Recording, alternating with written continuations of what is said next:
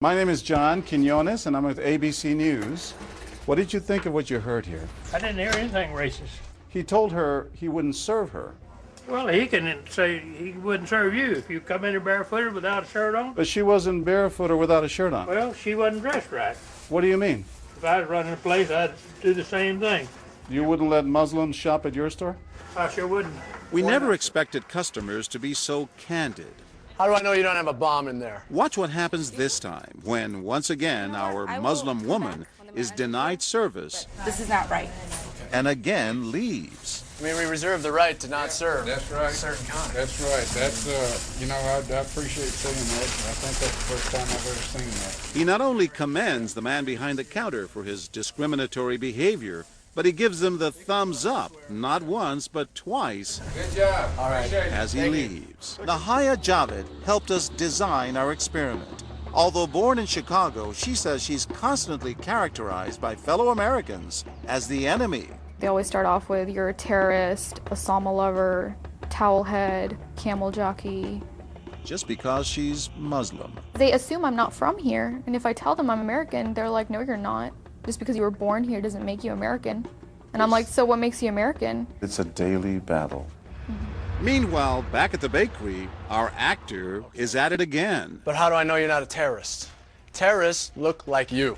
But this time the customers are sympathizing with the Muslim woman. You're a Christian. Come on, leave her alone. Right, I know, but can you blame me? Yeah, I can't blame you, actually. Why? What's the problem? All right, we'll get out of here. You need to go yourself, actually. What do you need to do? Okay, sir. Thank you, I'm a sir. good American. American No, just like you're a everybody bad American. Time and again, people speak out with their pocketbooks. You lost a couple of customers, just so you know. But look what happens when this man threatens to leave. You're not a good American, sir. I believe I am a good American. My son just came back from serving in the Army for over a year in Iraq, and that has nothing to do with her rights. I understand that. Thank you, sir. And I hear what you're saying. But I can't mean, believe you would be so discriminatory. I'm deeply offended by that. I'm sorry to offend you, sir, but I've got to live with myself. Seething, the man vows to fight back. I will let people know this. I've stopped here every time I come by this place, and I'll never stop here again. Why did folks get so upset? They saw an injustice. It's justice that binds us together. It's justice that makes us a society. Any threat to that kind of sense of justice and fairness undermines the entire system. You're really not going to serve her because of what she's wearing? No, I'm not. Perhaps that's why more customers are outraged by our actor's hateful behavior than approve of it. You're not dressed like an American. I don't know But what no you have one on. is more persistent than these two young women who can't believe what they're hearing. Take your jihad, take it back out to the parking lot. Excuse me?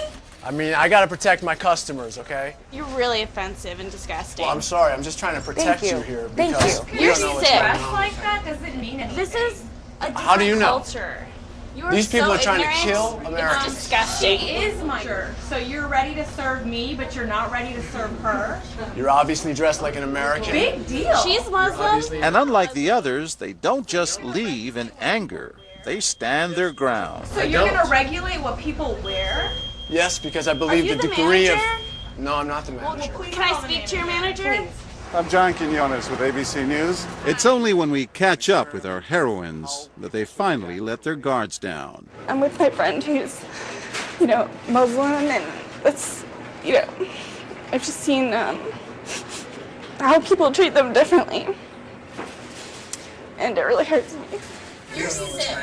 Just watching them stand up for what they believe in touches Professor DeVideo. In a way, they defended America. And I was impressed by that because they wanted this to be a just society, a just place, a just bakery. I'm John Quinones. And remember this man whose son served in Iraq?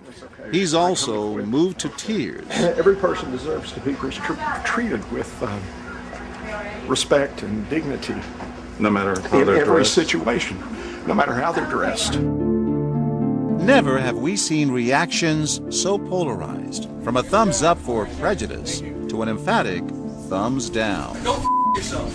Two different Americas, both convinced they're patriotic. At the end of the day, 13 people stood up for the Muslim woman, while 6 sided with the clerk. But the majority of the bystanders, 22, did or said absolutely nothing. It's really sad because I'm old enough to be able to do things by myself. I shouldn't need a chaperone all the time. But that one time that I'm alone and something bad might happen, I'd rather be safe than sorry.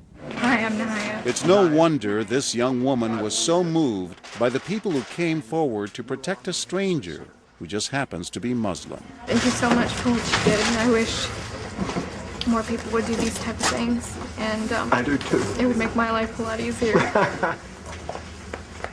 I'll go with you. Thank you.